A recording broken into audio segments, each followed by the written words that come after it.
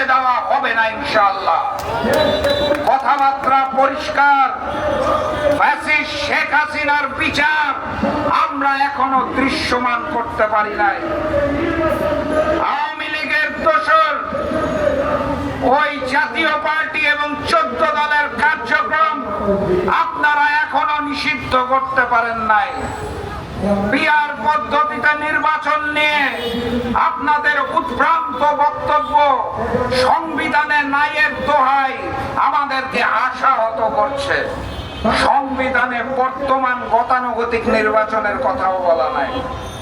অতএব সংবিধানের দোহাই দিবেন না। ফ্যাসিস্ট শেখ হাসিনার বিচার করতে হবে।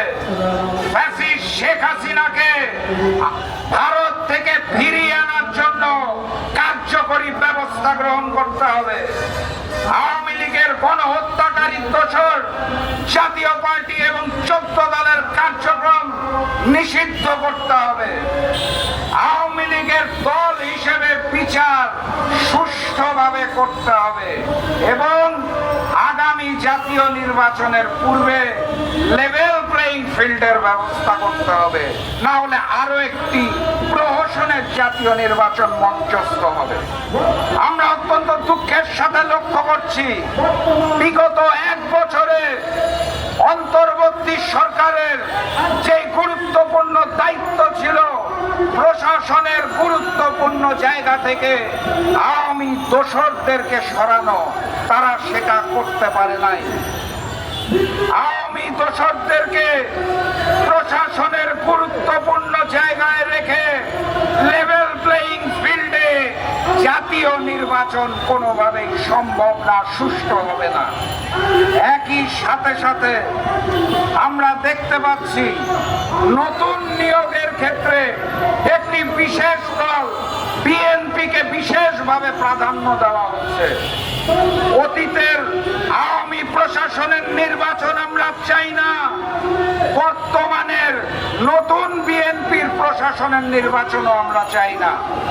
জাতীয় নির্বাচন অবাধ, সুষ্ঠু, নিরপেক্ষ, গ্রহণযোগ্যমূলক, ভারতীয় প্রভাব মুক্ত করতে হলে ওই পুরাতন হিন্দুস্তানি আওয়ামী প্রশাসনের লোকজনকে সরান আর বর্তমানের নতুন বিএনপির লোকজনকেও রদবদলের ব্যবস্থা করুন।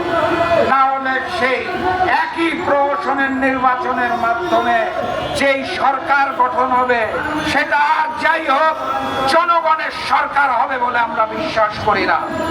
সংগ্রামী সাথী এবং বন্ধুগণ, আমরা দুঃখের সাথে লক্ষ্য করছি জাতীয় নির্বাচন হওয়ার আগেই একটি দল মনে হয় ক্ষমতার মসনদে বসে গেছে। সাংবাদিকদের উপর হামলা আমাদেরকে আশাহত করে, আমাদের ব্যথিত করে, আমাদের দুঃখ দেয়। এই সাংবাদিক ভাইয়েরাই যখন ফ্যাসিস্ট শেখ হাসিনা বিরোধী আন্দোলনে আমরা রাজপথে ছিলাম তখন প্রচারণার দায়িত্ব নিয়ে সারা বাংলাদেশের জনগণকে আমাদের কথাগুলো পৌঁছে দিয়ে জাগিয়ে তুলেছিল। ক্ষমতায় যাওয়ার আগেই ক্ষমতাসীন মনে করে নিজেদেরকে সাংবাদিক ভাইদের উপর হামলা, মসজিদে হামলা, চাঁদাবাজি, রাজধানী, জমি দখল, এই জাতীয় বাণিজ্য এবং সন্ত্রাস বন্ধ করুন। জনগণ এখনো রায় দেয় নাই, রায় আসুক, তারপরে ইনশাআল্লাহ দেখা যাবে কে জনগণের সরকার হয়, কারা জনগণের সরকার হয়।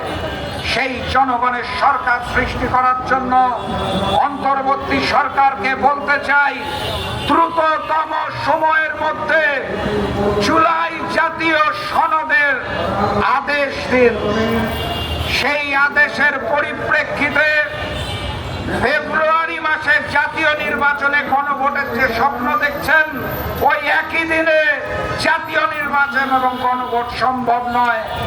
অতএব নভেম্বরের মধ্যেই জুলাই জাতীয় সনদের গণভোট হতে হবে এবং সেই গণভোটেই সিদ্ধান্ত হবে আগামীর বাংলাদেশ কিভাবে চলবে।